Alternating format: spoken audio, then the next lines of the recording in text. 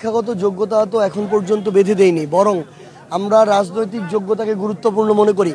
এতদিন বাংলাদেশে বিভিন্ন বড় বড় সো কল্ড পেশার মানুষজন গিয়ে সংসদকে তারা সৌন্দর্যমণ্ডিত করেছিল, কিন্তু আমরা কি দেখেছি, তারা তাদের জায়গা থেকে মানুষের প্রতি যে দরদ অনুভব করা, মানুষের জন্য কাজ করা, ন্যায় নিষ্ঠার সাথে কাজ করা, এই কাজগুলো করতে পারে নাই।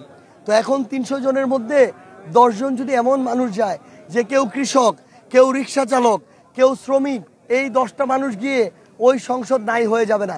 বরং আমরা নতুন করে দেখতে চাই যে ওই মানুষগুলো গিয়ে তারা তাদের অধিকারের কথা বলুক।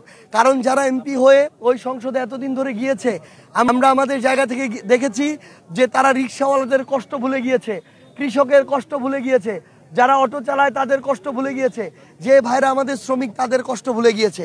আমরা চাই যেমন আইনজীবীরা যায়, ডাক্তার যায়, ইঞ্জিনিয়ার যায়, শিক্ষাবিদরা যায়, আমার কৃষকও ওই সংসদে গিয়ে কৃষক হিসেবে সারা বাংলাদেশের কোটি কোটি কৃষকের প্রতিনিধিত্ব করুক।